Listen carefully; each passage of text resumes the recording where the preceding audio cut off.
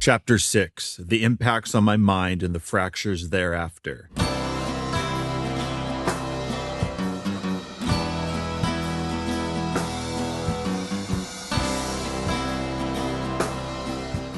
"2007, fall, an emergency room in Sacramento.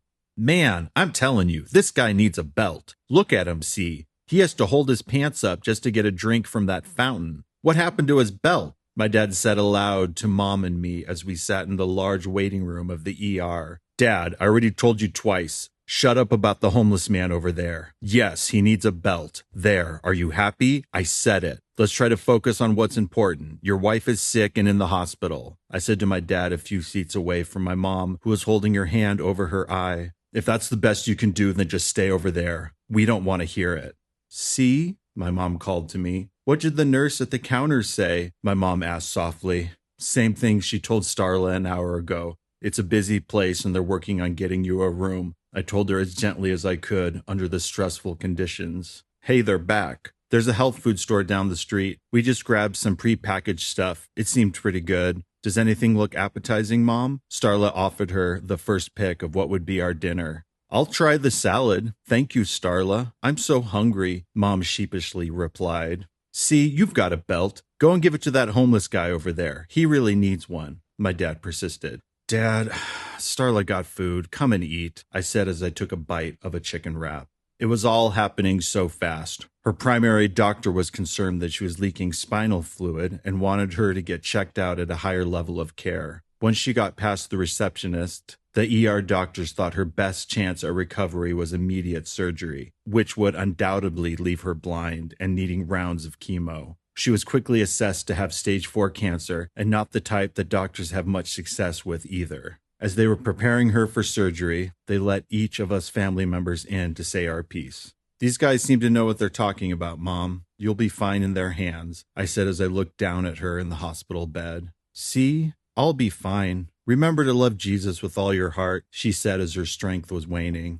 "Okay, Mom. I'm going to let you rest now. I'll be back in the morning to see you. God bless," I told her as I quietly left. For everyone's sake, this is how it should have ended. A battle lost as soon as it started, a quick goodbye. But as soon as a supervising doctor got involved, the whole thing was put on ice, and they directed her to a follow-up visit to seek a second opinion. From this point on, the doctors were more interested in talking about how bad the cancer was than moving forward with a plan. The more tests they ran, the more risks they had to account for in any treatment, all while she had to learn to live with the tumor rapidly expanding in her head. Now her normal resting position would be her right hand over her left eye. She was in a lot of pain. "Lord, we want to lift up your child. She needs you tonight. We know it's not in your nature to see her in distress, to see her in disease. We ask that you break these bonds that Satan has a hold of and release your abundant river of life, peace, and healing in her. In the name of Jesus, we ask that her healing be a message to the dark one, that he can't have her, that he can't have any of us. We pray that you heal this mother as a sign to her children that you are faithful and true. We ask all of these things tonight in your name. Bless her, bless her, bless her. Amen." Most nights, someone brought us a meal and prayed with Mom for a half an hour or so. A couple times a week, they'd bring the healing rooms to us. Music, prayer groups, and even dancers with flags to show God the collective gratitude for her eventual healing. There was a lot of passion in her circle of believers. There were a lot of people who believed God would save her. My sisters and I would sit quietly and be supportive, but it was a lot to take in. Someone gave my mom an old videotape of a guy that beat his case of cancer through nutrition. He talked about how the food we eat was in itself God's own natural remedy. This was the best news anyone yet had given her, so she took it. The church bought Mom an expensive new juicer, and she was no longer concerned with what the doctor said. "You're going to cheat on me. I already know it," Gwen exclaimed out of nowhere. "What?" I said, sitting up in bed. "What the hell are you talking about?" "I just know your type," she accused me. "What type?" "The type of guy that waits till he's 26 to get his first girlfriend," I countered with. "The type that has options. The type that looks around," she started crying. "And when you do, I know you'll quickly see that I'm not good enough for you. And that's when you'll inevitably find someone better and leave me," Gwen exclaimed through her tears. "I can't believe we're having this conversation. I was just telling you about what my mom was dealing with in her cancer treatment, and you go spring this trap? No, I won't do it. I won't get dragged down by this. I've got enough on my plate without having to constantly prune your insecurities." Then go ahead and do it. Get it over with. Prune me to the roots. Put me out of my misery, she pleaded. Fine, it's over. I'm ending it. But it's on you. You shouldn't be more stressful than what my mom's dealing with back at home, I said as I gave my reasons. Once the family got in the habit of Mom's new juicing routine, her spirits rose. She quickly changed to a vegan raw food diet. She also found hope at a Christian healing conference in Redding, California, where she met a woman who worked with lasers and crystals. The woman was hesitant at first, but took my mom on as a patient. We found a one-bedroom apartment across the street from the woman's practice, and Mom was soon living on her own, pursuing her health. I was glad she found a solution that suited her beliefs, but I was selfishly thrilled I wouldn't have to deal with the flag dancers around the house anymore. I got back to painting. I got back to bugging Tommy about the record. Now my only obligation was to give my mom a call and make sure she was doing all right. Hello? Who is this? My mom frailly answered. Mom, it's C. How are you? I said. Oh, C, I'm so glad it's you. I can't read the words on the phone anymore. I couldn't remember your number either, she said in a panic. It's all right, Mom. What's wrong? What did you want to tell me? I asked. I heard a bump on the wall. I couldn't tell if it was real or if I made it up. I saw some kids outside the other day. It might have been them, but it's too dark out for kids. See, am I going to be okay? She asked me with a real concern and worry in her voice. Yeah, you're fine there. It's a safe neighborhood. It could have also been a branch off a tree or even a raccoon, but I'll check it out when we come up this weekend. Remember, we're coming up with Eli and his mom. We're all going to church with you? I did my best to calm and distract her. Oh yes, church. You're going to love the pastor, see. He's such a godly man and smart too. They've been seeing so much healing up here. I know any day now will be my turn. 2011, February, Dad's house. What are you doing back? I thought the party wasn't until next week, my dad asked in a full volume voice at 6 a.m. John was acting weird, so I left. I told him as I used my hand to block the kitchen light. How was he acting weird? He continued his line of questioning. I don't know, Dad. He just did weird stuff, like ask too many weird questions, I said in a fit of anger as I rolled over on the couch. Am I being weird? I'm also asking a lot of questions. No, you're just being annoying. The bottom line is I'm sleeping back on your couch, I told him humbly. See, why don't you get up and sleep in my bed? I don't want the light to bother you, and I'm not going to walk around in the dark. Once Sandy woke up, she invited me to lunch with Starla. We already ordered for you. Sandy and I both have to get back to work soon, so we got you a pastrami sandwich, Starla told me as I sat down in the deli. Okay, that sounds good. Is this it here? She nodded, so I took a bite. Wow, they make the best sandwiches. So what's been going on at the coast? We haven't heard much from you in a while, Starla asked me as I took a second bite. Between us, it's all happening. Everything Mom fought for. It started out there, I said in a low tone. What does that even mean? Sandy asked. You know, God and the devil. I saw how it all plays out. We win. There's just a few loose ends to tie up. That's what the Valentines are for. I've got a lot of packages to deliver. It's time to assemble the board of collectors, I directed. All right, see, we're trying, but we don't know what the board of collectors is, Starla said. I know this one. It's the imaginary board of Cobra Industries. He calls it that, Sandy told Starla as she took a bite out of her sandwich. That's right, but it's not imaginary. It's a real thing. We've got to get them together so I can hand out my packages, I explained. Well, Vince and Claire are doing a craft night tomorrow. I guess I could ask if it's okay for you to do your thing over there. That would be great. And if I can't make it, I want Starla to open the light, I told her. What's the light? Why wouldn't you make it? Starla asked. And if Starla can't make it, I want Sandy to open the light, I said. Okay, see, now you're starting to creep me out, Sandy said as she pushed the rest of her lunch aside. Yeah, me too. What are you talking about? Starla asked me concernedly. You'll find out. Just talk to Claire about tomorrow night. It should be a wild time. My dad woke me up on the couch at 6 the next morning. Now that you're back in town, can I talk you into doing a little bit of running around when you get up? He asked me as the kitchen light shined directly in my eyes. There's $50 in it for you. Yeah, what do you need? I asked half asleep. A couple photos. I need a part from the hardware store, something for dinner, and I need you to pick up the handle to the oven door at Tim's warehouse. My dad listed his demands. Okay, I said as I pulled the blanket up over my eyes. Why don't you take my bed again? This isn't working for me, he insisted. Once I got up around 10, I convinced Sandy to watch me for 2 minutes as I built the sweat lodge down in the yard. Cool, see, she said half-heartedly. And this is supposed to be what now? What? This is the big project I've been working on out at the coast. A music video to go on the app. Oh, okay. I bet it makes more sense with the music, she yelled back. My dad was all ready for me to leave, just as soon as I could get my act together. He had his camera, a clipboard of maps and addresses, a list of things to pick up from a couple stores, and that $50 bill for my trouble. I intuitively knew I'd have a second agenda once I was in town, so I packed a few things of my own, and once I was all set, I jumped in his car and lit up a smoke as I drove off. My folks had been friends with Tim and his wife since they moved to Grass Valley in the 70s. He was a collector. All types of metals. Safes, too. He wore a white undershirt with a visor hat. He often had a smoke in his hand. He was always kind and in the mood for a quick laugh between business and favors. He was a good Christian man. After a quick stop for coffee, I went to Tim's warehouse. For some reason, I brought along a basketball-sized rubber ball with dinosaurs on it that I bought with Roxy. I grabbed it along with my new black leather gloves and went inside. "Hey, Tim, how's things?" I asked him in his office, not noticing that I was interrupting another conversation. "See, your dad said I'd be seeing you today." "Great, I'm doing really well," Tim said warmly. "What's with the ball?" "You'll need to put these on first." I tossed him the leather gloves. He put them on without hesitation. Then I tossed him the rubber ball. He caught it and looked up at me. "Now what happens?" he asked with a surprised look on his face. "I don't know, you tell me," I asked. "Pray over the ball until it's time to pass it on to another?" he quickly replied. "Yep," I said, projecting that was the right answer all along, but having put no thought into it.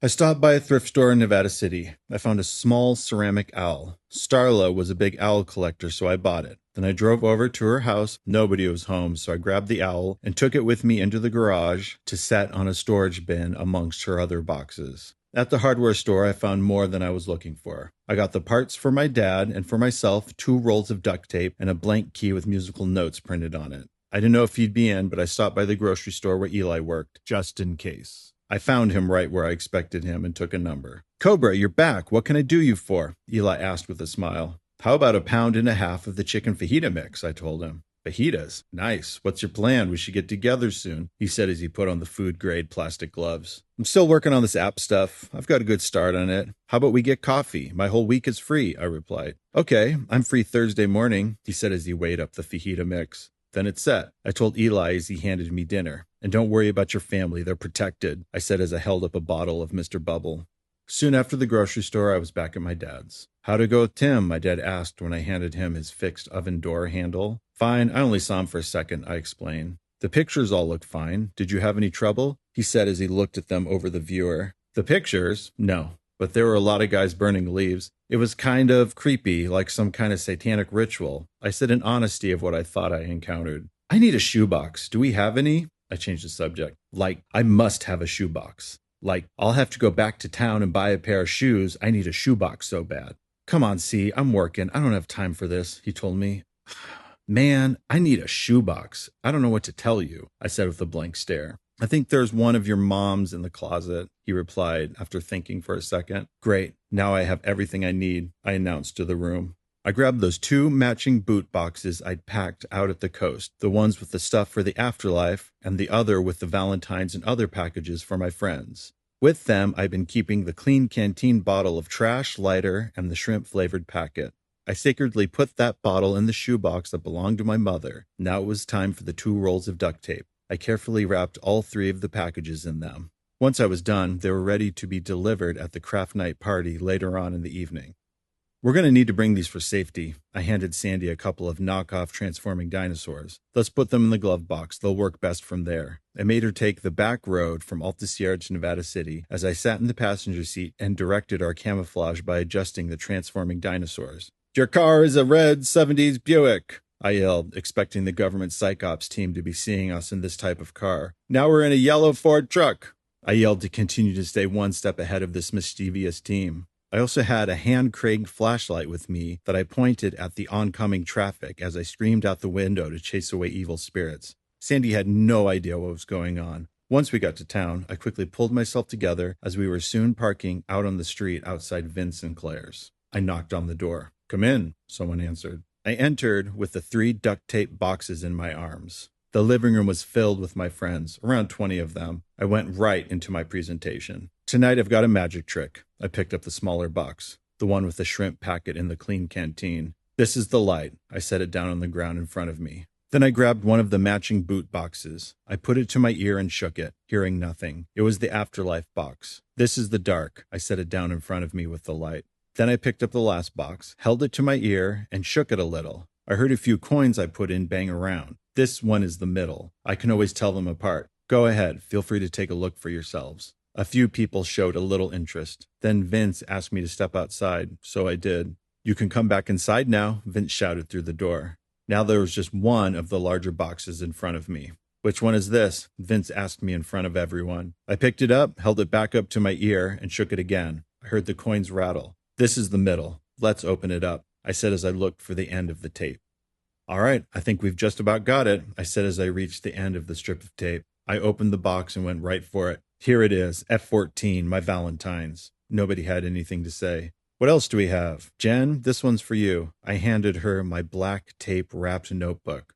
Thanks, Cobra. This sure is an interesting presentation, she commented. I've got one for Claire, too. I handed her my wax-sealed envelope. Oh, cool, thanks, Claire said to me as I looked over at Jen trying to open her gift. No, you can't open it yet. This one gets opened last after all hope is lost, I exclaimed. What about mine? Claire asked.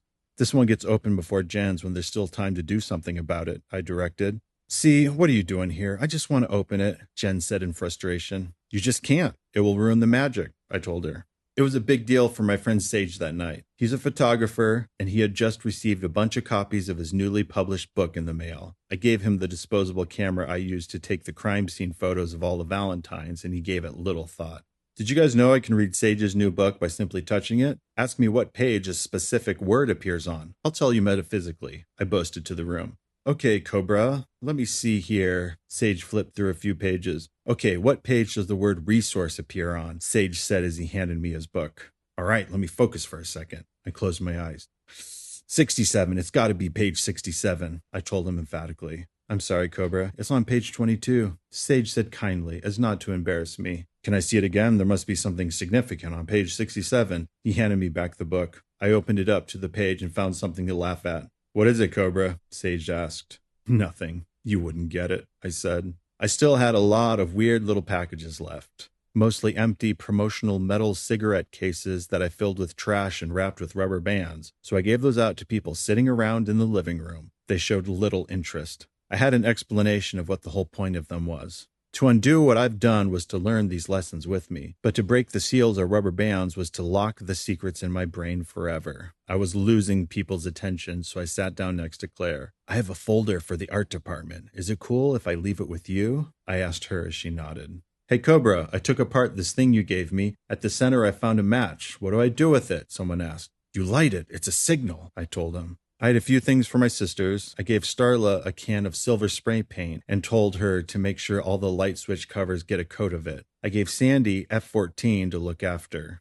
Starla looked concerned and shared her thoughts. See, I think you're starting to weird people out. I think it's about time for us to go, she said quietly in the kitchen. Atomic! I shouted at her. You'll know what that means later, after you remove the baseball glove. See, Starla vocalized her concern loudly now. All right, 5 minutes. Let me go out for a quick smoke, I demanded. Out on the patio, Jen was smoking with a few others. I think I'm leaving, I said as I walked up. The party? Craft night? Jen asked. Yeah, Starla's on my case. But, I'm leaving town. I need to go somewhere safe. I wonder how all that works. I think I'm about ready to open some doors, I told them. Cool, C, Jen said. I think after tonight, people are going to say you turned out crazier than me. Everybody laughed. But in all seriousness, I have to. The remote at my dad's house is acting strangely, if you catch my drift, I said as I tried to vaguely explain myself. I looked down at the concrete and saw an old-fashioned key. As I put out my cigarette, I grabbed it and put it in my pocket. All right, everyone, I think my work here is done. Thanks for humoring me, I shouted as I reached for the doorknob with the light and the dark in my arms. What? What about the magic trick? One of the women shouted back. Oh yeah, sorry. We're gonna have to finish this another time. And with that, I was out the door. After the party, Starla asked Sandy if she could drop her off at home. See, I've got work in the morning, and this is all too exhausting, Starla protested in her driveway. But this is your return to Oz moment. Come on, I've coded a message onto something. Let's go check out the garage for a second. If you can find it, I can explain it, I pleaded. Starla realized the path of least resistance would only take a few minutes, so the three of us got out of the car and went inside. She made her way through the rows of boxes and bins and found the owl I had set there earlier in the afternoon. I've never seen this one before. What does it mean? She asked. 2 things. First, You have a great eye for detail, and second, you shouldn't have seen it because I put it there today. Well, I can't be too upset by that. It is a cute one, Starla told me as we exited the garage. I had one last thing for Starla out in the car. Here, one is the prophecy and the other is the notes. I can't tell you which is which, I said as I gave her two of my notebooks painted together. I don't know what good they'll do you. I'm just supposed to give them up for safekeeping. Thank you, C. Have a good rest of your night and take care of yourself. I'll be in touch, Starla said. Sandy fired up her car and drove us up the steep driveway back to our dad's house in Alta Sierra, where I was free to drink beer and smoke some weed.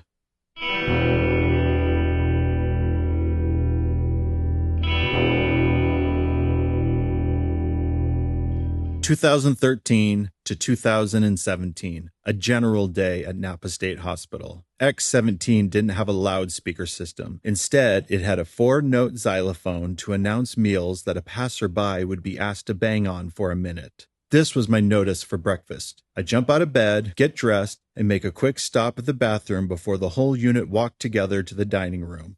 The staff didn't care where people sat, but it was an unspoken rule of the unit to sit at whatever table that random chance had assigned you upon arriving, only getting to move when a seat briefly became available the day someone moved out. As the slow eaters' trays got called first, I'd make small talk with Francois. He was a wild one, tall, loud, and never without a mustache. He told me his stories enough times for me to remember the plots and his turns of phrase. So for fun, I'd beat him to the punch. This would get him all worked up and even louder as he tried to catch up. This would break the morning's tranquility for the people seated at nearby tables, and we'd often be asked to keep it down by staff. But this usually wouldn't stop until one of us got our tray called. Breakfast had the least variety, something different each day, and always along the lines of healthy dry cereal, oatmeal, fruit, eggs, turkey sausage, waffles, or pancakes, that kind of stuff. But always at the level of quality where you hated yourself for making the mistakes in your life that led you to now have to eat it. I didn't need this extra motivation. I was already trying to move on. After walking down the chow line and grabbing something edible, I quickly devour it and use the rest of the mealtime to quietly drink my hot cup of coffee. I only needed a splash out of my small carton of milk to cool it down, and I had a friend at a neighboring table that was more than happy to drink the rest. I just remembered we've got Dr. Wells to deal with today, I told Francois as I sipped my coffee. Yeah, man, she's a smart lady, but I don't see why she's keeping me here, he exclaimed. It's not just her, it's all of them. They're all keeping us here. Nobody's helping to move people along. I don't know what else to do but speak up in group and try to keep to myself, but it's not seeming to get me anywhere, I said as I gulped the rest of my now tepid coffee. And don't call her smart. I don't see how she's earned that. She just knows how to use big words. I got up and bust my tray. Once everyone got back to the unit, there was an hour of free time until the whole unit got moved to the treatment mall. For me, it was a quick shower, a moment with my toothbrush, and then back to my room to make my bed. Then I'd lie back down on the top of my covers as I hid under my nylon jacket. Did you get your meds yet? Carl asked as he came into the room with an acoustic guitar in hand. No, I'm going to wait it out. I'll probably just lie here for the next half an hour and then get up and check, I said as I looked at the time on the second cheapest watch offered from the mail-in prison catalog. I just got kicked out of the big day hall. I guess the sound of dominoes hitting the hard table is less offensive than my new song. Do you mind if I work on it in here? I'll keep it down as much as I can. It's all I can think about, Carl asked me as he turned on the overhead light. Fine, I'll put my earplugs in. Just let me know when the line gets low and you get your meds. After the med line dwindled down, I was able to quickly achieve this simple mandated task. I went back to my room for a blissful 10 minutes of solitude. By now, Carl had returned the guitar, and we both lay on our beds in the darkness, dreading the next obligation. Knock, knock, locking up, a nurse yelled as she locked the door from the outside. Now, once we exited, we'd be locked out till after groups. Out of Carl and my window, you could see everyone lining up for their badges and leaving out the courtyard gate. With 55 people to process, I had another 10 minutes before they'd start to look for me, which was never a pleasant way to start the day. As I walked over to the treatment mall, I'd often find someone to strike up a conversation with. Is your new song ready for practice? I can't remember what you called it, Polly asked me as we walked. Golden Seeds. I wrote up a couple chord charts last night. I think the band will be able to put it together pretty quickly. I'm hoping to do it for the Earth Day Festival, I told her as we reached the bottleneck of people waiting to get scanned by the metal detector. I'm excited to hear it. I brought some more CDs over from the music room. Stop by my office later and check them out. I haven't heard of half of these bands, mostly 90s stuff, Polly said as she got to skip security. After the wave of a metal detector, I'd be directed into a very large courtyard with a track in the center and doors to different treatment centers and work sites along all sides. I'd have another 10 minutes to wait by another door unless I saw a friend from a different unit and wanted to make small talk. You have to remember that it's a sickness, that you're sick people. Sometimes life can be too hard for you to think straight, and that's before the symptoms kick in. Once they start, you're done. You have a slim window of time to tell outpatient that you're having problems before you're too far gone, Dr. Wells said as she casually opened up her symptom management group. Where were we last week? Whose turn was it to explain their psychotic episode? I think it was Dave's turn, I replied. Dave? Where's Dave? Dr. Wells asked in a fury. Could someone get a nurse and have them track down Dave? I think he got moved to basketball, a woman told the group. Basketball? I'll have you know that basketball isn't going to keep you safe out in the community. Basketball won't give you a clue when you're losing your grasp on your frail sanity. That's why I'm here, to do the hard work. Dave can go and play basketball all he likes, but when he's ready to finally get out of here, he's still got to put in the work and develop his insight, Dr. Wells told the group of mostly low-functioning schizophrenics. After this 50-minute verbal beatdown, there was a 10-minute passing period before the next session started. Dr. Wells' groups were known to take extra effort, and the mall coordinators like to strike a balance between education, exercise, activities, and potential employment. With a minimum of 2 groups 5 days a week, there was lots of opportunity for an hour in the computer lab or the weight room. Often, when there would be no suitable group, you'd be left to walk the track for an hour. Austin loved 2 things, analytic philosophy and technical death metal. He was always happy to talk about either. He kept a short haircut and wore glasses. He was good to talk to. Hey, C, are you walking fast today? Austin asked as he caught up. I don't have to, I said as I pulled out my earbuds. I was just listening to a song I recorded last week. What's this one about? He asked as he pulled out his earbuds too. You know, when I wrote it, I thought it was just gibberish, like a bunch of random ideas and phrases. But now I think I've tapped into a darker vein of my subconscious. I think it's about my ex-girlfriend, Roxy. That's cool. I mean, dark songs are always better than happy ones. But this is coming from a guy that only listens to the darkest stuff he can find, Austin said with a chuckle. What's it called? Golden Seeds, I told him. That doesn't sound too metal, he responded. I just want to feed her in a cage, feed her golden seeds, I said. Is that one of the lines? He asked. Yeah, I think it means I would have only been good to her if she would have given in to me completely. But I don't know. I could be reading into nothing, I told him. After the second group period, people would stand around by the gate for another 10 minutes until they started letting people with grounds cards and the escorted groups back to their units. We'd all be waved by a metal detector again and then be free to mill about the unit. I'm not going to go to lunch today. It's starting to add up. I lost 2 pounds last month, I told Carl as he walked in the room. What are you going to do for coffee? He asked. I've still got some from the last store run. I've been cutting back so it'll last longer. I explained my freeze-dried coffee plan. I can never make it past a week, he reminded me. I know, that's why I don't mention it. My system only works when you keep it to yourself. But it makes it easier when the nurses only let you get 1 shot out at a time. Well, you better get on it then. They've got the canteen room open right now, and if you don't hurry, you're going to miss your chance, Carl replied. I'd add 2 inches of water to my shot of coffee, then bring it back to my room to hide in my locker for later. As I drifted to sleep, I'd hear the xylophone announce lunch. Then I'd sleep for the 45 minutes it took to complete the meal. Once I heard the commotion of the unit returning, I'd climb out from beneath my jacket and wait for the last nurse to walk back down the hallway from lunch. Let me guess, you want the guitar? She asked. You don't have to guess, I would have told you, I said as she got at her keys to open the activity closet. Carl was good at giving me space after lunch. He had other hobbies. I'd take the unit's acoustic guitar back to my room, and I'd sit with it on my bed while I tried to write something new, an artistic muscle I flexed often. Regardless of my inspiration or mood, I'd give it an hour, always needing something new to record on Thursdays when it was my afternoon to use the new 8-track digital recorder. Once I was done, I'd take the guitar to the nurse's station to get put away so I could be on time for my next group. 2007. Mom came home for the holidays.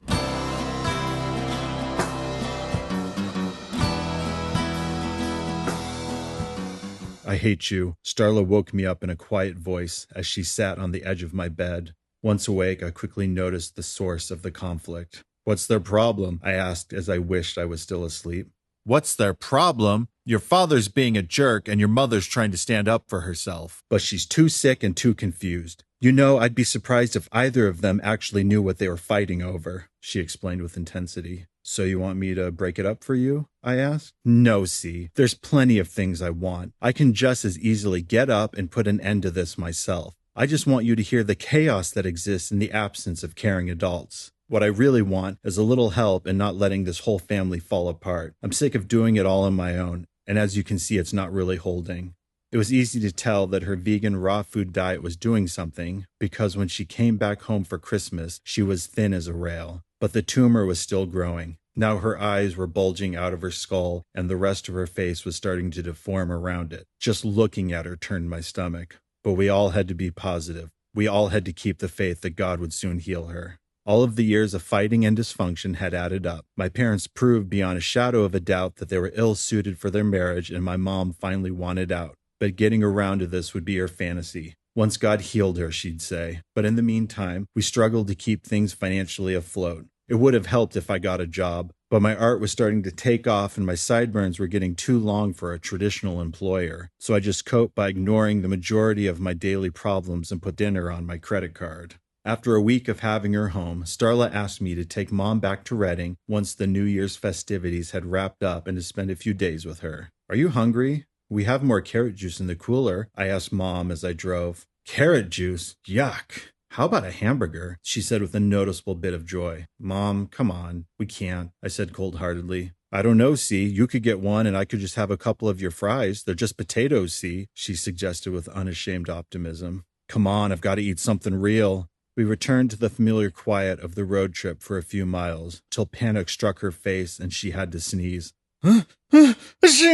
When I averted my eyes from the road, I looked over to see her hands bloodied as she picked chunks of tumor from her nose. What do I do? She said gruesomely. I reached into the glove box and pulled out a stack of old fast food napkins from a certainly better time, probably a night when I had Drew, Cole, and Francis in the car after closing down the National. They loved those tacos. But now I weighed the decision to pull over to help or speed up to find some kind of medical assistance. Mom, all I'm asking is you stop picking at it, I begged as I tried to do both. I think the blood is letting up. I think it's ending, she told me. I pulled over at the next gas station and lowered the passenger seat as I watched her try to stop the bleeding by pinching her tumor-stuffed nose. Once the new napkins I gave her started coming back clean, I loaded up a grocery bag of the bloodied napkins and found a trash can. Okay, Mom, I guess we'll just keep driving and tell your laser woman about what happened, I said as I started up the car and put it into gear. See? My mom asked me in the saddest voice ever. Can we get some French fries?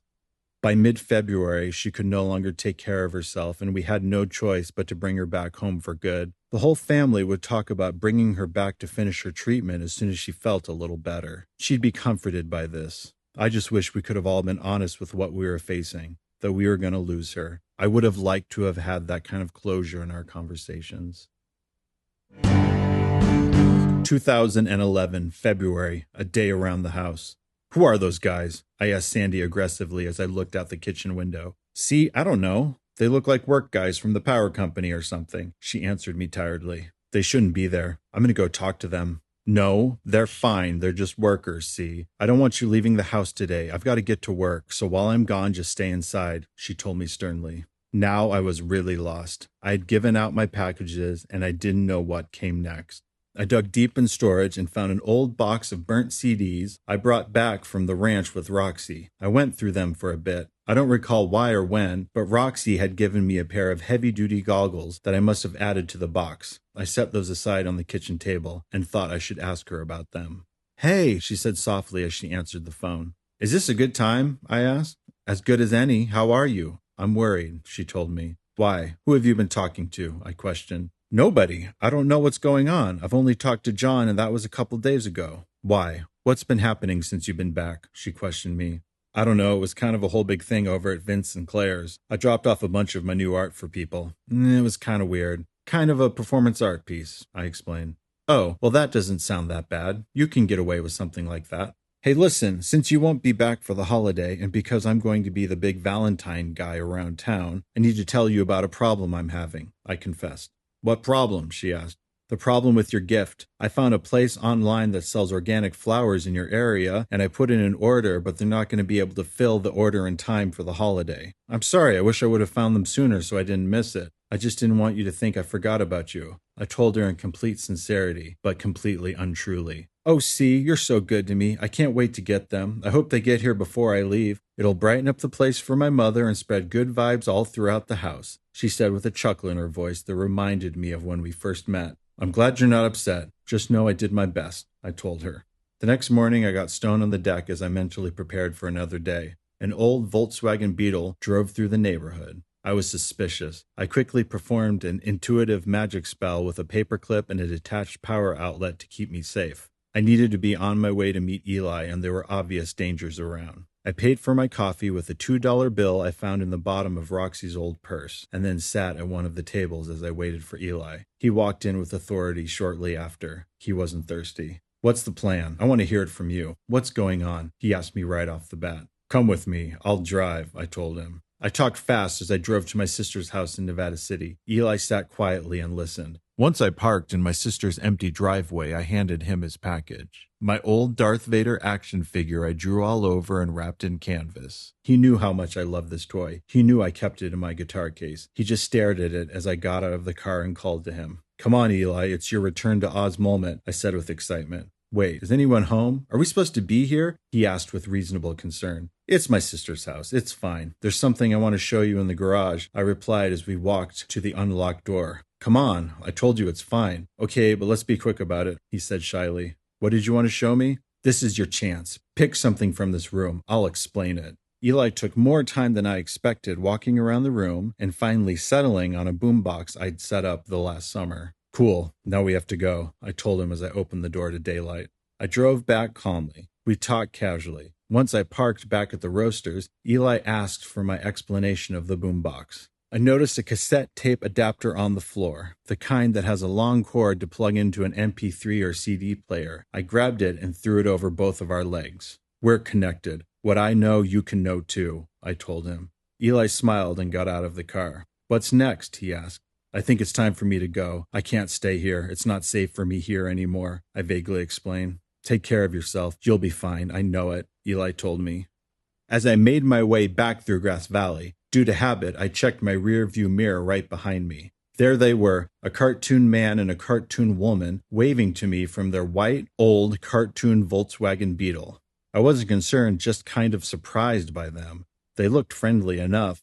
It would take me years to remember them from a toy Roxy showed me at a novelty store out on the coast in Mendocino.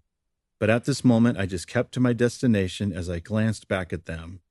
After a few blocks, they were gone and quickly forgotten about.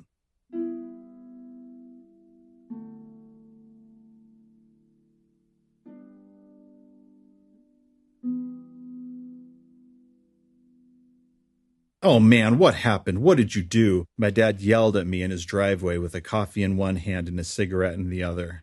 Yeah, sorry, I hit a trash can. It wasn't really my fault. It was halfway in the street as I rounded a turn, which was a lie. I hit it on purpose, and for no real reason. See, you've got to be more careful if you're going to borrow my car. Look, the headlight is busted, so's the passenger mirror, see? He yelled as he lost his cool. I know, but it's like I told you, it was in the street. I could have been killed. I continued to fabricate the situation. In truth, I'd been busy blowing my mom's school safety whistle to keep evil spirits away on the ride home, except when I stopped at the market for smokes. I saw a creepy guy that I knew was working for the Psych Ops team. He was driving a new red Volkswagen Beetle. I found this to be very concerning. Damn it, C. Dad took a long drag of his smoke. Roxy's been calling for you. I told her I'd have you call when you got in. I'm not really in the mood for her right now. Kind of rattled by it all, I said as I watched a car drive through the neighborhood, taking a hit of the leftover ash in my weed pipe. Is there any coffee left? From inside the kitchen, the house phone rang. That's probably her again. I'll get it for you, my dad told me as he answered it. Hey, Roxy. Yeah, he just got here. I'm walking him over the phone right now. See, here. Hello? I said generically, but knowing it was her. Hey, listen, I was just calling to see if you found that thing. You know that thing I was looking for? She asked confusingly. My first thought was the WikiLeaks password I was protecting. Was she asking me for it? No, sorry, I can't help you, I told her coldly. Can't help me. See, I need it for my trip. It's in that leather bag you took from John's. I asked him to look for it and he said it was gone. You have my bag, right? She asked again. You're a liar. I know about you. Roxy's dead and you're her clone. I growled aggressively to end the call. After, I put the phone back on the receiver and fixed myself a cup of coffee. What was that all about? My dad asked. I don't know. Probably nothing. Wrong number, I told him. How could it have been a wrong number? I talked to her, he argued. Did she sound the same to you? I thought she sounded different. One of their tricks. I haven't begun to figure it all out yet, just parts, so let's drop it, okay? I said dismissively. Fine, he sat down. Now what? What's your grand plan to get out of this mess? And when are you going to have more than 2 nickels to your name and be able to fix my car? Soon, I guess, I said through the open door to the kitchen as I added some milk to my coffee. It will all come together like Samson in the Bible. Samson, what does he have to do with anything? He asked as he took a sip of his coffee. I don't know. I was just thinking about him earlier. He was able to hold it all up, to keep it together until the time was right to let it go and have the whole thing fall around him, I said as I lit up a cigarette. I've got respect for a guy like that, a real-world strongman. See, you're being weird. What does that even mean? My dad said as he put out a cigarette. I don't know. We both have long hair, we're both strong, and we're both doing our best. That's all I'm saying. I crouched down as I took another drag. Maybe that's why I was thinking about him. My dad's office phone rang, and he went to answer it. I got up and moved to one of the corners of the deck and hung my head in my hands. For a moment, I tried to erase the reality of my phone call with Roxy, but I couldn't. She was dead, and I would soon be next. That's when I heard it again, my voice from the future. They're coming to get you now. With the added weight of this warning, I freaked out.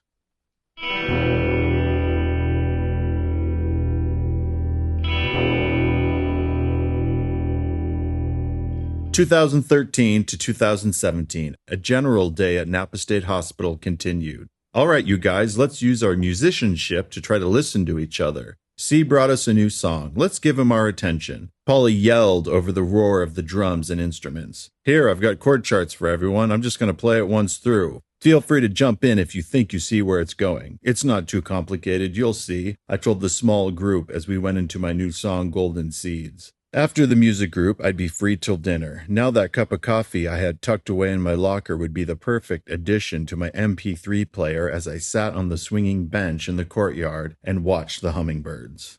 I like this new Arcade Fire song, but I just want to hear the bridge.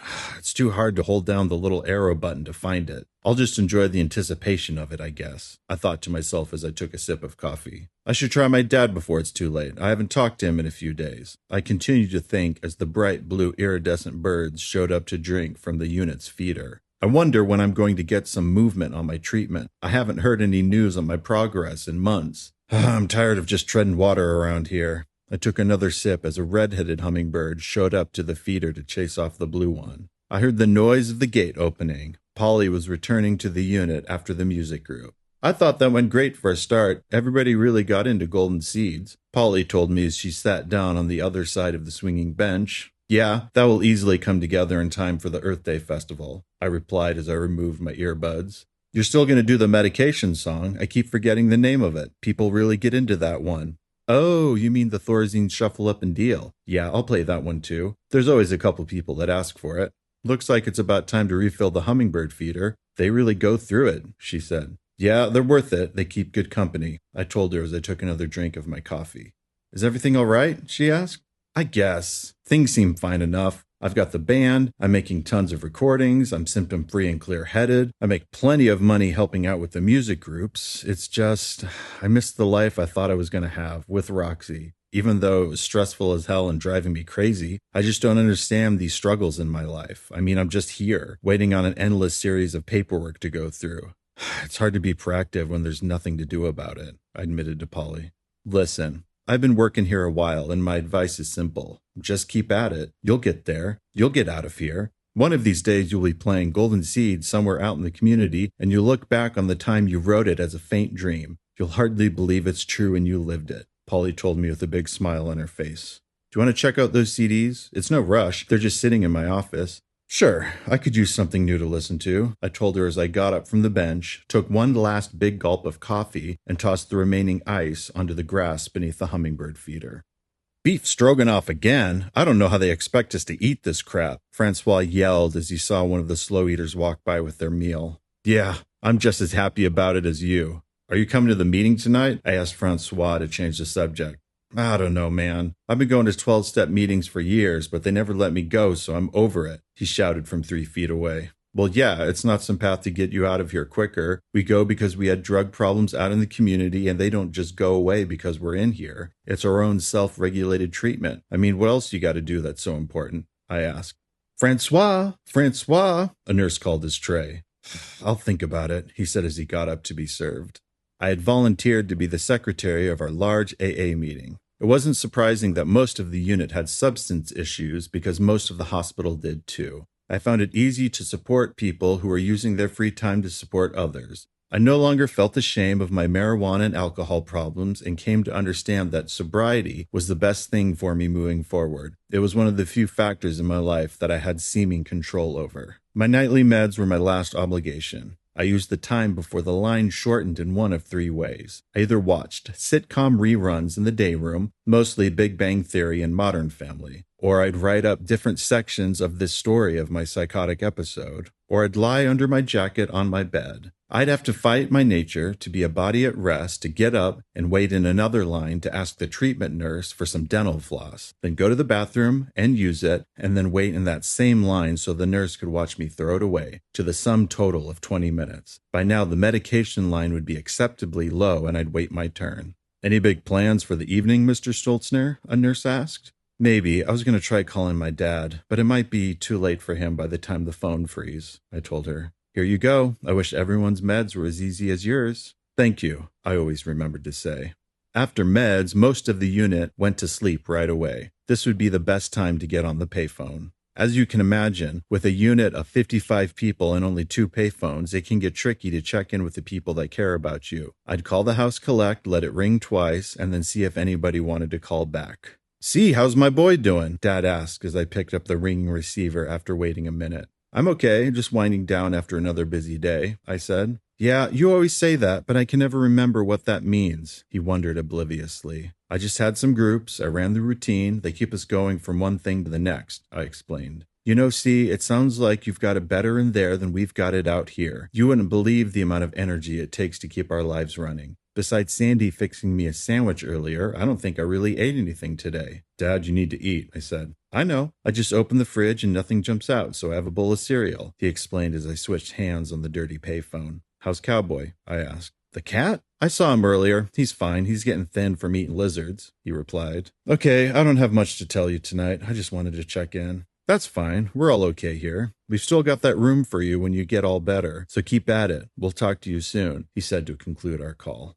I immediately headed to the bathroom to wash my hands after using the public phone. I was used to washing them often. I was also in the habit of using the lower left side of my button-up khaki shirt to open every door. After years on the unit, I started to see that the added friction wore them unevenly and left them comically threadbare. I rarely found amusement in any of the nightly television dramas, but I would have to bug my friend Will, who needed them as a distraction. Will was a deep introvert. The 53 other patients and staff were often too much for him. I only saw him late at night when things calmed down, or late in the afternoon hiding out in the corner of the courtyard. We were both bothered by the same stuff. It gave us plenty to talk about. I saw you on the phone. Is there anything interesting going on in the world? Will asked as I walked into the day hall. If there is, my dad would be the last to know about it, I said as I sat down next to him. What's going on in here tonight? Don't give me that. You know exactly what's going on. I'm watching Bones and looking through this quilting catalog. Nice. It'll probably give you some good ideas for when you make me my quilt out of Thin Lizzy t-shirts, I told him jokingly.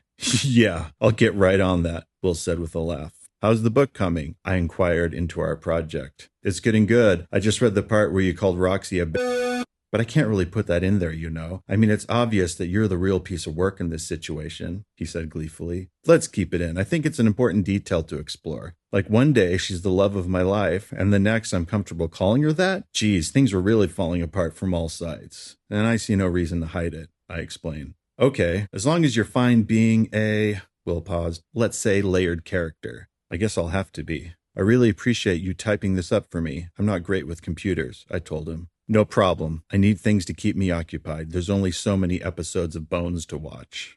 We sat in the glow of the old TV until the next commercial. Well, I'm burnt, I said. Are you calling it so soon? Will replied. Yeah, maybe. I think I'll go lay down until I'm tired enough to go to bed, I explained. Your system baffles me. If you're tired, then just go to bed, he argued. But I'm not that tired yet, I protested. Then hang out, he suggested. No, I'm way too tired for that, I said. All right then, whatever. You're the least weird person here, but don't forget that you're still a weirdo, he reminded me.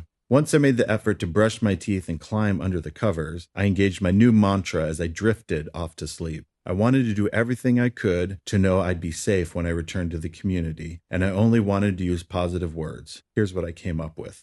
I want everyone around me to remain safe. I want to remain safe too. I'd cycle this through my mind as I tried to engage some real sleep, sometimes quickly, but more often taking up to an hour. As my mind would drift, I'd do my best to catch it and return to the mantra before I finally achieved slumber. I want everyone around me to remain safe. I want to remain safe too. I was putting in the work before me, but there never seemed to be any large resolution in the process groups I went to. I wanted one of those magical moments that you see in movies where all the therapy comes together and fixes a person, but that wasn't happening to anyone. The topic of remorse came up often. I wanted to feel some sort of relief from all the pain I caused, but I didn't know how that worked. I just felt trapped in the walls of the facility, the halls of justice, and the emotional caverns of my mind. I was completely boxed in from all sides, but all I knew to do was to keep showing up to my many groups and to keep trying. 2008, Mom returns to her real home. We reached an impasse. Tommy wouldn't make time to work on the album, and I wouldn't stop bugging him about it, which didn't make him want to be around me. I was handling the stress poorly. I finished my last piece of album art, a black and white land cutout of Gwen. I knew it was right to end things, but I got hung up on this decision for a while. Now, as my life was in seeming disarray, I didn't know what muse to follow. Cobra, listen, Vince told me as we stood in my small art studio looking at my new Gwen-inspired painting. I've been thinking, most artists need to grow into their shoes. Like kids, they always need a few sizes bigger. Artists need to keep getting bigger opportunities based on their prior successes. It helps people learn and grow. Yeah, I guess that's true, I agreed. But with you, I think we should skip it altogether. I think you're ready now. I've got a respectable show coming up in the city in 6 months. It's a big gallery, and I don't think I'll be able to fill it all in time. I was hoping we could do it together, Vince offered. Oh, okay, I told him. Yeah, you don't get it, do you? Ask Jen, she'll set you straight, Vince suggested. Oh my God, my little C's gonna be an art star, Jen told me with her jaw dropped open. You son of a gun. So it's that big of a deal? I asked. Showing with Vince in San Francisco for a nobody like you? Yeah, it's a big deal. I guess pretty soon I'll have to bow when you walk in the room, Jen goaded. I think I'm going to do a big painting of the city, but completely dotted this time, I said as I thought aloud. Well, you've got to do something new, and if you buckle down, you'll have plenty of time, she encouraged. I went out and charged everything I needed for the show. A 6 by 4 foot canvas for a city skyline, and 4 small canvases to do a quick series of dogs playing internet poker. I got to work right away, and for about a week, I had a nice new spring to my step. One night, as I was working, I got a knock on the door. Hey, Vince, come in and check it out. I've got a pretty good start on that big one for the show. It should come together soon enough, I said. Cool, see. It looks great. Vince turned away from the painting and looked me in the eyes. They told me no, the gallery won't show you. They told me they have a criteria for the artists they show and you don't come near in meeting them. I almost backed out myself in protest, but that doesn't do anybody any good. He let me down somberly. Oh, okay, I told him. But keep painting. I'll find you something. He quickly tried to change the subject. How's your mom doing? It was hard to tell from week to week, but from month to month it was noticeable. She was dying, but the when part was turning out to be a constant guessing game. How deformed can a mother's face get before it's unfamiliar? What will it feel like when it finally happens? Will she be awake waiting for me? These were the thoughts that would trouble me on my 20-minute drive home from St. Joe's at 4 a.m.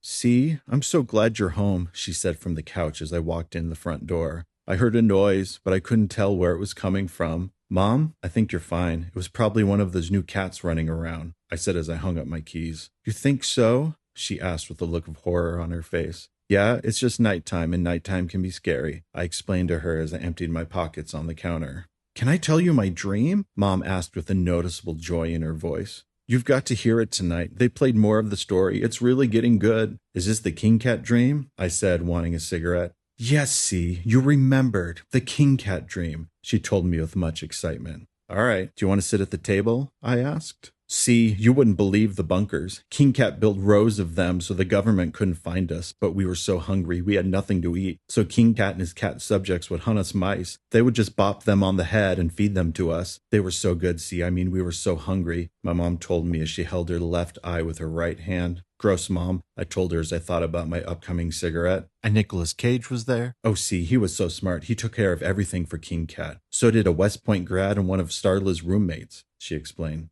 Oh, I commented. See, I think the dream means that we're going to be okay, that things are going to work out, she told me emphatically. What do you think about the dream? What do you think about King Cat? Well, I hope you're right. And you should know you're the closest to God, I said as I stood up from my chair. Are you getting tired? Do you need to lie down? I am. Maybe we could both use some sleep. I remember hearing that the tumor had broken through into her brain. I just can't remember from who. But there was definitely so much deformity in her face, this wasn't surprising. Now she was angry. The tumor was apparently affecting the part of her brain that regulated aggression, turning her from a loving mother to a ferocious 90-pound monster. Where is your father? I can't stand him. He was supposed to bring me my juice 10 minutes ago. How am I supposed to get better if he can't be bothered to bring me my juice? She screamed. It's okay, Mom. I'll grab your juice, I told her. He's probably out in his shed smoking. What a loser. I can't believe I'm still married to him. When I get better, he's out on his ass. She gestured to the opposite side of the room that I was in. Mom, I'll get you your juice. I handed her her plastic cup. Are you in pain? When was your last pill? I asked, forgetting that she'd have no clue. Pain? Of course I'm in pain. What are you, as stupid as your father? What, you need new glasses but are too broke to get some? Shut up, see. Yes, I'm in pain. She screamed some more. Okay, let me find out what I can give you. Just sit here for a second, I told her as I quickly found the best exit from the living room. You're all horribly ungrateful brats. I swear they're going to find me covered in your blood playing with your murdered bodies, she yelled with enjoyment. As the weeks progressed, the pain pills weren't enough and it would take 2 people to hold her down and another to squeeze an eyedropper of liquid morphine into her mouth, all while she fought as hard as she could to stop us. At night, she would often wander the house blindly. On a couple of occasions, we'd be awoken to screams of her falling or knocking stuff over. One night, I woke up on the couch to her sitting on the other end by my feet, patting them. Mom, what are you doing? I asked half asleep. Don't worry, C. I'm just blessing them for the road ahead, she gently whispered. She was starting to fall more. She was collecting a bunch of bruises. One of the hospice nurses told us that she still had a strong heart, that as sick as she was still too healthy to say goodbye. But whenever I looked at her, I couldn't believe that she'd make it another day. Her church friends were all losing hope and turning on each other. One of them came by and told my mom to renounce her pastor's false teachings and that this would be the only way for her to get healing. This pastor was calling my dad often, asking for the chance to try to raise her from the dead once she passed. It was beyond chaos. Just dealing with Mom and the rest of the family was hard enough, and trying to accommodate all of her friends and supporters was too much of an added burden, although we tried. One morning, I sat with Mom on the deck as she dug into a dry flower box with a flat piece of a stick. We had a nice conversation as we sat in the sunshine. So I'm going soon, aren't I? She asked with the sincerity of a child. Yeah, I said as I watched her dig. We've done everything we can. Do you think I'll like it in heaven? She asked as she looked up at me. Like it? Who wouldn't? You'll be much happier there for sure. I told her as I looked past the tumor obscuring her eyes, making a real connection. But I'll miss all of you. I can't remember who else is up there, she wondered. I'm sure you'll be surrounded by good people, people that love you, I told her. Like my Aunt Alice, she questioned. For sure, Mom. You know she'll be the first to greet you, I said with excitement for her. And my dad, she wondered. Yeah, I bet he'll be there too, I replied. And Gary, do we get to play music again? She asked with growing excitement. Yeah, of course. Everybody knows they've got the best music in heaven. They'll be getting the better end of the deal by having you 2 play, I added. Okay, C, thank you.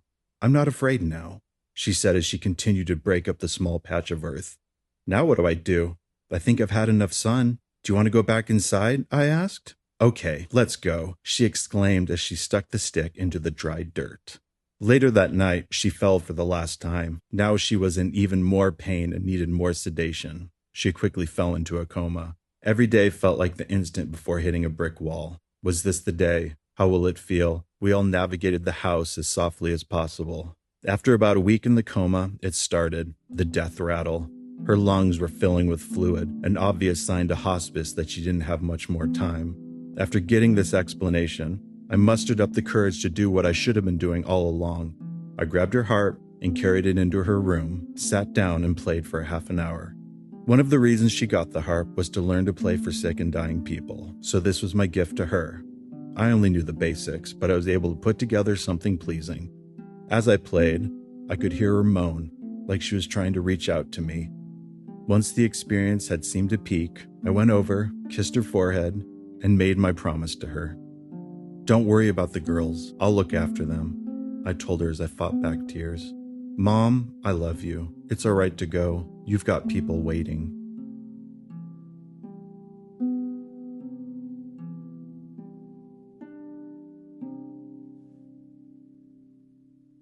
I spent the rest of the evening babysitting people at the bar. I couldn't drink myself. I couldn't break the sober reality I'd been living under the whole time she'd been sick. I also couldn't talk about what was happening at home. I just sat on the patio smoking cigarettes, trying to keep a light mood as I ignored the fact that I'd soon be back home hitting that brick wall I feared. A local musician was back from tour and joined the table. As he made his rounds, his attention turned to me. I did my best to hide my pain. "Cobra, how's that album you and Tommy been working on? I can't wait to hear it," he said. "I don't know, I've had a lot going on. We're hoping to get it done this summer," I told him. "What? It's still not done? I thought you'd be releasing it by now. What's been the holdup?" he asked dumbfounded. "I don't know, I don't really want to talk about it," I admitted as I slunk down in my chair and put out my cigarette. After I dropped off whomever needed a ride, Tommy and I ended up over at St. Joe's and thought about making some aggressive noise in our basement practice space. As we walked down the long hall at 2 a.m, I got a call from Starla. "She's passed. Are you going to be home soon?" Everyone was waiting for my hug when I got back home, but then quickly went to bed. Now, in the stillness of the other side of that brick wall, I sat on the deck, smoked a cigarette, and wondered how I was really feeling about it all. I may have been numbed by the experience, but what I felt was the joy that she was gone and no longer in pain. The next morning, before she was taken away, I took a long look at her lying lifelessly in her bed. Now it was clear my mother was gone, and quickly that joy of her being released from her pain became more complex when I looked around and saw the mess that my family had become. Later, as I smoked on the deck, I saw the stick she stuck into the dry dirt of the planter box, the moment she realized heaven was going to be a wonderful place. I reached down and pulled it out of the parched soil, as if I were trying to release some sort of that freedom in myself. But she was gone, and all I felt was empty. 2011, February 10th, the Alta Sierra Airport. "They're coming to get you now," my voice from the future told me. From inside the kitchen, the house phone rang again. In the time it took for me to get up off the corner of the deck, my dad was next to me with the receiver. "Yeah?" I said quietly. "What was that?" I knew I should have listened to John when he told me, "You've lost it." But I guess I was holding out too much hope. "See, I love you. What's going on?" Roxy pleaded with me. "It's too late for these games. I can see what's going on now. The real Roxy is dead, and you guys killed her. And it's your job to keep me calm until they arrive. Don't bother. I'm on to you." I barked softly and hung up the phone again. I was back in the kitchen, and on the table were those dark goggles Roxy gave me out at the ranch. So I put them on. I walked back out onto the deck and looked around under the new darkened perspective, but it was finally happening. They were coming to get me. So I grabbed my grandfather's hammer I had lying around and started smashing things on the deck. "What the hell, C? Put that down," my dad yelled. I dropped the hammer and walked over to his green SUV in the driveway, the one I had just hit the trash can in. I opened the passenger's door and started bending CDs in half until they shattered all over the place. After a few minutes of doing this, while my dad was still yelling at me, I opened the hatchback and grabbed a bamboo pole we used to prop it open. Now armed with a weapon, I walked over to the front door and smashed the living room window. "See, you're out of line. You need to calm down. What's wrong with you?" he pleaded. "I'm not safe here. I'm going for a walk," I told him with little emotion. "Good. Go and cool down," he said. "We'll deal with all of this when you get back and can start acting normally." I started down the hill from my dad's property. I became present in whatever distraction this walk would become. In a way, I was seeing the neighborhood from a new perspective, one where I'd soon be dead. The dangers had been closing in for weeks. I knew my guardian angel was near, and to me he'd be represented as a Teenage Mutant Ninja Turtle, so I kept an eye open for him. As I rounded the corner, it didn't take long before I was in front of the neighbor's house that lived behind us, the one with the strange light. I'd never met him. He was tall, with a thick head of white hair, and he was working on his car in the garage. So I addressed him. This felt like a normal thing to do, and I was calm about it at first. "Hello," I said loudly with a wave. "I'm your neighbor from the house right behind you." "Well, hello back," he said as he walked towards me. "I heard a ruckus up there a bit ago. That must have been you. Man, those sure are some wild sunglasses." "These? I just found them. They're from my girlfriend. I like your glasses too. I'm really into the utilitarianism of a good pair of glasses," I explained. "These old things?" he said as he took them off and held them up to the light. That's when I saw a perfectly illuminated fingerprint on the lens. "They're nothing special," he told me. Now, due to seeing this fingerprint, my tone and belief about this man completely changed from a harmless neighbor to part of the plot against me. "You know, when I was a kid, there was a pond here. We used to catch pollywogs and raise them into frogs on our deck. But since you moved in, I don't see the frogs on the trees anymore." I started to get real intense. "What?" he asked as he realized my tone was changing. "You killed all the frogs. I know about you. I've seen the lights change in the backyard," I accused him. "The lights? Those are just decorative lights my wife put up," he said in defense. "No, they're not. They're here to hide the UFO. I've seen it change. I know what you're up to over here," I yelled. "Get out of here. Get off my property," he yelled back. "Operation Tree Frog," I shouted as I smashed his street light with my bamboo stick and retreated to the street. "Go, and don't come back. I'm calling the cops," he yelled as I ignored him and made my way to the private airstrip. As kids, a friend and I found an outcropping of quartz crystals on a hill that overlooked the runway. I hadn't been back there in a long time, and for whatever reason, I decided now would be a good time to see if there were any crystals left. As I walked around the locked vehicle gate and up the driveway, I became enraged by all of the keep out and no trespassing signs, so I ripped a few out of the ground and threw them off to the side. I kept walking till the driveway ended in the center of the runway. The crystals were a bit further to the north, so I kept to my destination. Along the way, I noticed something new. A member of the airport association had recently died, and they put up a plaque in his honor on the side of a rock face. I stared at the plaque as I tried to engage my long-held ability to read. That's when I saw a curious reflection in it. I dropped the bamboo stick. A fraction of my split mind could tell what it was. An orb of energized light was in the air about 15 feet above me. I turned to look at it. It was there, but it also wasn't. I guess its only real purpose was to alert me to the man walking from the other end of the runway. But I wasn't afraid, so I walked towards him. I waved well enough in advance to get his attention before we met south of the halfway mark. I could tell he was old enough to be retired. He had a kept head of gray hair and stood around my height. The cardboard case in his hand interested me. I somehow got it in my head to expect a package from WikiLeaks. I pulled myself together for the upcoming conversation.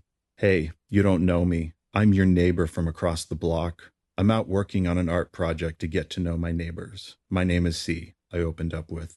"An artist? You look like an artist."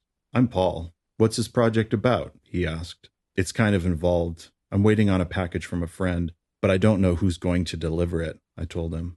"Well, all I've got is this empty box. My friend Bob is working on a computer for me. It's for my daughter. That's where I'm coming from. He lives down at the other end of the runway," Paul informed me. "Bob? I know Bob. I went to school with his son," I told him honestly. "I didn't know Bob had a son," Paul explained as I instantly found his remark to be wrong. He didn't know Bob, I thought as I recoiled in detest of this lie. "So that box isn't for me?" I asked directly. "This? Here," he said as he stretched out his arm, holding the box from the side and giving me a proper angle to grab the case by the handle. As I looked at the box coming my way, I saw a holographic sticker flicker in the sunlight, but I still took the handle when the apex of his action reached me. Once I firmly had the package in hand, he grabbed my arm at the wrist. Now I felt a burning pain. I felt my life's essence and the WikiLeaks password leaving my body. This man was stealing it metaphysically. As soon as I could break his mental hold over me, he gave me a horrified look like he knew it was coming. I punched him in the face with my free left hand. He fell to the ground easily. In shock, I looked down at him with the box in my hand and turned to walk away. "It's too late. You're as good as dead. We've got you now," is my best reenactment of what I thought he said in my psychotic state that day at the airport. With all the confusion about the death of Roxy and the imminent swarm of government agents I knew were about to capture and kill me, I kicked this harmless man in the ribs, tripping myself and then falling into a pile of logs at the side of the runway. I grabbed one as I got back up and again looked down at him. "But I'm a 75-year-old man," he pleaded with me alertly. "No, you're not," I said coldly as I threw it, hitting him in the head. Not knowing what else to do, I screamed and ran a short, aimless distance. I felt like I was in hell, and hell was an empty, lonely place, where all transgressions are met with silence and the harsh sunlight of midday, giving you no place to hide from the truth of your horrid sins. I didn't know what to do, so I grabbed the cardboard case and started running home. In the dirt along the driveway was a decent-sized boulder. I thought my only hope to protect myself from the PSYOPs team that was coming to get me was buried underneath. Somehow I flipped it over and tried to dig at the dry ground with my fingertips and nails. There was no golden knife nor a golden sword, just a last-ditch effort to save my sad existence. Once I admitted it was futile, I just wanted to go home. So I picked back up the cardboard box and brought it with me to the gate. I saw a bunch of mailboxes, so I ran at those with the box to cushion my blow. "Get out of here. I've already called the cops. They're on their way," my neighbor with the UFO yelled as I walked past. "You'll be dead in an hour," I threatened him as I tried to choke him as Darth Vader would. "See, what did you do? All I heard was yelling," my dad asked as he met me at the bottom of his property. "You can't see," I said as I grabbed his glasses off his face and bent them in half and handed them to him. "What? See, you're out of control," he shouted at me. I ran into the house and straight into the bathroom. I lit a candle and started to shave parts of my facial hair. Sandy had a jar of gold makeup dust that I threw all over myself. I got in the shower with the water on, all while my dad was yelling at me through the door about the cops and how much trouble I was in. Their arrival was announced by the sounds of their beeping radios. I prayed that the bathroom door would only open to a safe place, away from the PSYOPs team that just killed Roxy. But as soon as the officers knocked on the door, they found it wasn't locked, and as they entered, I felt the need to tell them what this would all be about. I killed Tom Valentine at the airport.